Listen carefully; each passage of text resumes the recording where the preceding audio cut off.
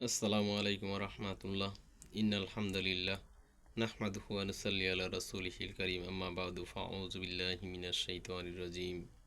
কুল হুয়াল্লাহু আহাদ আল্লাহুস সামাদ লাম ইয়ালিদ ওয়া লাম ইউলাদ ওয়া লাম ইয়াকুল লাহু কুফুয়ান আহাদ।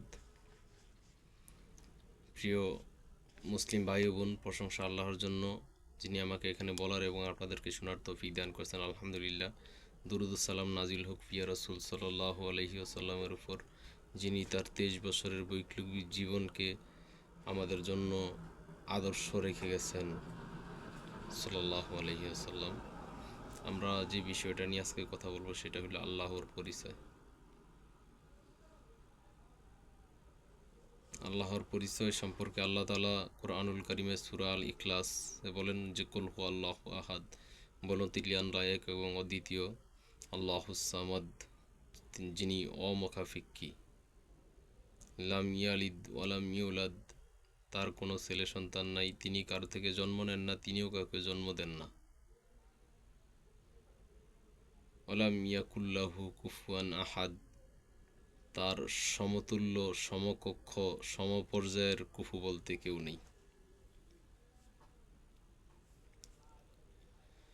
আল্লাহ তাআলা পবিত্র কুরআনুল কারীমে বলেন যে ইন্নামা ইয়াখশাল্লাহা মিন ইবাদিহিল উলামা, তোমাদের মধ্য থেকে আল্লাহকে ভয় করে আলেমরা।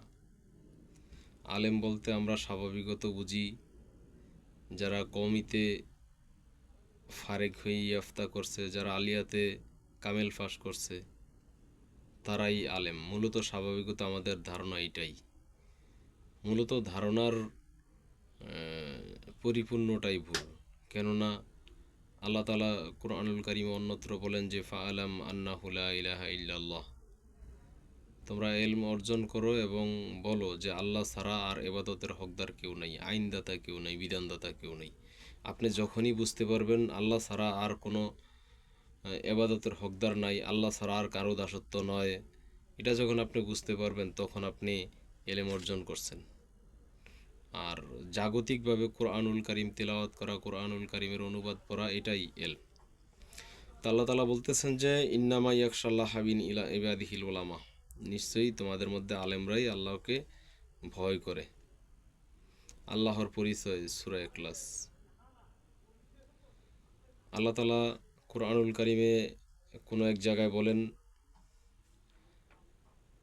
যে ওয়ালিল্লাহিল আসমাউল হোসনা, আল্লাহর রয়েছে অনেকগুলো সুন্দরতম নাম, ফাদউহু বিহা, তোমরা আল্লাহকে সেই নামেই ডাকো। রব আল্লাহর নাম, হাকিম আল্লাহর নাম, রাজ্জাক আল্লাহর নাম, রহিম আল্লাহর নাম, কাহার আল্লাহর নাম, আলিম আল্লাহর নাম।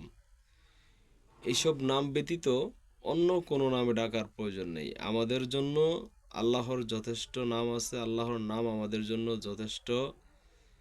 নতুন কোনো নাম আল্লাহর, ওই ভগবান নামে আল্লাহকে ডাকা যাবে না, ঈশ্বর নামে আল্লাহকে ডাকা যাবে না, খোদা নামে আল্লাহকে ডাকা যাবে না। তবে কাউকে বোঝানোর ক্ষেত্রে সে যদি এই নামে আল্লাহকে চিনে বুঝে, তাকে দিন বোঝানোর ক্ষেত্রে এই নাম তার সামনে উপস্থাপন করা যাইতে পারে, কিন্তু আপনি ব্যক্তিগতভাবে আমল স্বরূপ এই নামে ডাকতে পারবেন না। যেমন আল্লাহর নাম আলিম, মহাজ্ঞানী, মহাবিজ্ঞানী। এত মানে আল্লাহ বিজ্ঞান জ্ঞান সম্পর্কে যতটা বুঝেন অতটা আর কেউ বুঝেন না। আল্লাহর বিবেক বুদ্ধি যতটা আছে এর সমপর্যায়ের, তার আশপাশে তার তুলনা করার মতো আর কারো জ্ঞান বুদ্ধি বিবেক নাই। এই জন্য তার নাম আলিম। আল্লাহ তাআলা বলতেছেন যে আলিমুল বিজাতিস সুদূর, মানুষ উপর দিয়ে আপনাকে দেখলে বুঝতে পারবে আপনি কেমন আছেন, কি অবস্থা, কিন্তু অন্তরের খবর জানেন না। আল্লাহ অন্তরের অন্তরস্থলের চিন্তা ভাবনার খবরও জানেন। এই জন্য তার নাম আলিম, আলিমুল বিজাতিস সুদূর। আল্লাহর নাম আল হাই, আল কাইয়ুম, তিনি চিরঞ্জীব, চিরস্থায়ী। অন্য কেউ আর চিরঞ্জীব চিরস্থায়ী না। আল সিফাতুল কামাল, আল্লাহ তার প্রতিটা সিফাতে শতভাগ পরিপূর্ণ, সিফাতুল কামাল। যিনি পরিপূর্ণ এবং পরিপূর্ণ করতে পারেন তিনি সিফাতুল কামাল, তিনি কামাল। কামাল মানে নিজে পরিপূর্ণ এবং অন্যকে পরিপূর্ণ করতে পারেন। পৃথিবীতে এমন কোনো মানুষ নাই যে নিজে পরিপূর্ণ এবং অন্যকে পরিপূর্ণ করতে পারে। আপনার মানুষ মানুষের কাছে যখন আপনি বেশি চাইবেন তখন মানুষ বিরক্ত হয়। আমি আল্লাহর পরিচয় উপস্থাপন করতেছি। মানুষের কাছে একবার দুইবার তিনবার চাইবেন, বিরক্ত হবে। আল্লাহর কাছে যত বেশি চাইবেন তত আল্লাহ খুশি হন। এটা আল্লাহর গুণ, গুণবাচক নামের তাৎপর্য এবং বহির্প্রকাশ। মানুষ বেশি ক্ষমা চাইলে, মানুষের কাছে যখন আপনি বেশি ক্ষমা চাইবেন, একটা অপরাধ করছেন ক্ষমা চাইলেন, আরেকটা করছেন ক্ষমা চাইলেন, মানুষ রাগ করবে। কিন্তু আল্লাহর কাছে ক্ষমা চাইলে আল্লাহ খুশি হয়। যত বেশি ক্ষমা চাইবেন অত আল্লাহ তাআলা খুশি হবেন। সমস্ত মানুষের অন্তর আল্লাহর দুই আঙ্গুলের মাঝখানে থাকে। আল্লাহ নিরাকার না, আল্লাহর আকার আকৃতি আছে, তবে আকৃতিটা কেমন সেটা আল্লাহর মতো। আল্লাহর আঙ্গুল আছে, সেটা কেমন আল্লাহর মতো। আমি আল্লাহর পরিচয় উপস্থাপন করতেছি। সমস্ত মানুষের অন্তর আল্লাহর দুই আঙ্গুলের মাঝখানে। কাফের, মুশরিক, মুসলিম, মুরতাদ যা আছে সমস্ত। তাইলে আল্লাহর আঙ্গুল কত বড়! আল্লাহু আলাম।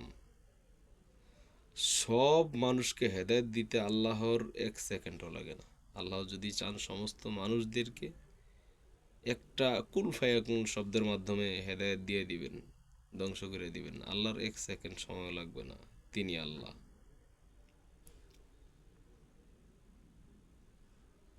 লাইসা কামিসলিহি শাই, আল্লাহর সমতুল্য সমপর্যায়ের আর কেউ নাই। দেবদেবী বলেন, নবী রাসূল বলেন, মহামানবগণ বলেন, আল্লাহর সমতুল্য আর কিছু নাই। আল্লাহ এত মহান, এত বড়। লাইসা কামিসলিহি শাই, তার সমপর্যায়ের আর কেউ নাই। তাফাক্কারু ফিল্লাহ, তাফাক্কারু ফি জাতিল্লাহ। আপনি আল্লাহকে নিয়ে গবেষণা করতে যাইন না, কুল কিনারা পাবেন না। একটু পরে বলতেছি। আপনি আল্লাহর সৃষ্টি, আল্লাহর জাত নিয়ে গবেষণা করতে যান, আল্লাহর সৃষ্টি নিয়ে গবেষণা করেন। আপনাকে বিবেক অল্পই দেওয়া হয়েছে, যে জ্ঞান দিয়ে আল্লাহর সৃষ্টির সামান্য কিছু সম্পর্কে আপনি মোটামুটি একটা ধারণা করতে পারবেন। আপনার বলা আছে, হুয়াল্লাহুল্লাজি, তিনি সেই আল্লাহ। কে সেই আল্লাহ? তার আগে সম্পৃক্ত একটু কথা শুনুন। এই পৃথিবীর তুলনায়, বিজ্ঞানীরা তো পৃথিবীর তুলনায় আকাশ পায় না, মহাশূন্য বলে। মহাশূন্য একটা সূর্য আছে স্থাপিত, ওইটা পৃথিবীর তুলনায় 13 লক্ষ গুণ বেশি বড়। এই পৃথিবীর তুলনায় সূর্য 13 লক্ষ গুণ বেশি বড়। সূর্যের তুলনায় তারকা কোটি গুণ বেশি বড়, 1 কোটি গুণ বেশি বড়। এক আকাশ থেকে আরেক আকাশের দূরত্ব 500 বছরের রাস্তা। 500 বছর কিভাবে যাবেন আপনি? যেই সময় যেই বাহন সবচেয়ে দ্রুত গতিতে চলে, সেই বাহন দিয়ে 500 বছর গেলে পরে আকাশ পাবেন আপনি। তার মানে এই পৃথিবী থেকে আকাশ 500 বছরের রাস্তা। রকেট 500 বছর চালাইলে কই যাবে, বুঝতে পারছেন? 500 বছরের রাস্তা। এরকম এক আকাশ থেকে আরেক আকাশের দূরত্ব 500 বছরের রাস্তা। এরকম এক আকাশ দুই আকাশ করে যাইতে যাইতে সপ্তম আকাশের উপরে আছে কুরসি। এই কুরসির উচ্চতা, এই 5-7-3500 বছরের রাস্তা তো এখানে গেল, এরপরে কুরসি আবার 500 বছরের রাস্তা। এই কুরসির উপরে সমুদ্র আছে, সাগর আছে। এই সাগরের পুরুত্ব আবার 500 বছরের রাস্তা। এটা কোন 500 বছর? পৃথিবীর 500 বছর না পরকালের 500 বছর? এটা আমি আর আপনি জানি না। যদি পরকালের 500 হয় তাহলে দুনিয়ার 50,000 বছরে আখেরাতের একদিন। তো সেই 500 বছরের রাস্তা কিনা, এটা আল্লাহু আলাম, আল্লাহ ভালো জানে, এটা আমি স্পষ্ট করতে পারতেছি না। তো ওখান থেকে আরশের আহ, যে সাগর থাকবে, সাগরের পুরুত্ব 500 কিলোমিটার। এই সাগরের উপরে একটা আওয়াল ছাগল থাকবে, বন্য ছাগল, ফেরেস্তা থাকবে আর কি, তারা ফেরেস্তা। ওই ফেরেস্তাদের সংখ্যা বর্তমানে আছে হইল 4, হাসরের মাঠে বা বিচারের দিনে হবে 6। তো ওই ফানির উপরে ভাসমান আছে আওয়াল নামের ফেরেস্তারা। ওই ফেরেস্তারের পায়ের খুর থেকে হাঁটু পর্যন্ত 500 বছরের রাস্তা। হাঁটু থেকে বডির গোড়া পর্যন্ত 500 বছরের রাস্তা। বডির নিচ থেকে উপর পর্যন্ত ঘাড় 500 বছরের রাস্তা। ঘাড় থেকে শিং পর্যন্ত আবার 500 বছরের রাস্তা।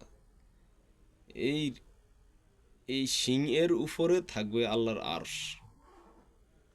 আল্লাহর আরশের সামনে গোটা 7 আকাশ, 7 জমিন, কুরসি সব যদি নিক্ষেপ করা হয়, একটা আংটি সমুদ্রের মরুভূমি দুধুময় বালু চিকার মধ্যে যেভাবে হারিয়ে যাবে, আল্লাহর আরশের সামনে ওভাবে হারিয়ে যাবে গোটা আসমান জমিন, খুঁজে পাওয়া যাবে না।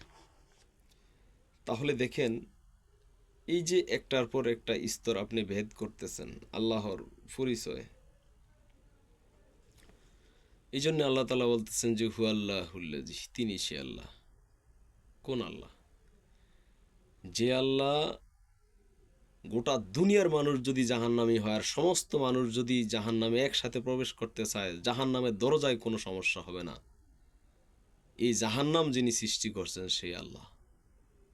এই পৃথিবীর সর্বনিম্ন জান্নাত যে পাবে, যেই মুমিন মুসলিম জান্নাত পাবে, সে পাবে গোটা এই দুনিয়ার 10 দুনিয়ার সমান এক একটা জান্নাত। তাহলে এত বান্দার জন্য এত জান্নাত যিনি সৃষ্টি করছেন সে আল্লাহ। তিনি কোন আল্লাহ?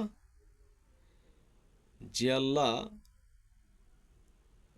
জাহান্নামকে, এত বড় জাহান্নামকে পায়ে চাপ দিবেন, জাহান্নাম বলবে যে কাদ, যথেষ্ট হয়ে গেছে। তিনি সে আল্লাহ। তিনি কোন আল্লাহ? গোটা আসমান জমিন যদি আল্লাহর হাতের তালুতে রাখা হয়, তাহলে একটা সরিষার দানার মতো মনে হবে আল্লাহর হাতের কাছে। তিনি সে আল্লাহ। তিনি সে আল্লাহ যিনি মোহাম্মদ সাল্লাল্লাহু আলাইহি সাল্লামকে সত্য সহকারে প্রেরণ করছেন, আসমানি কিতাব নাজিল করছেন। তিনি সে আল্লাহ যিনি গোটা দুনিয়ার মানুষের ভাগ্য নির্ধারণ করেন। তিনি সে আল্লাহ যে আল্লাহ কুল কায়নাতের রক্ষণাবেক্ষণ করেন। তিনি সে আল্লাহ যিনি হায়াত এবং মউত সুনিশ্চিত করেন। তিনি সে আল্লাহ যিনি আপনার আমার রিজিক প্রদান করেন। সুতরাং আল্লাহর পরিচয় সম্পর্কে একটু জানেন, তারপরে কথা বলবেন ইনশাআল্লাহ।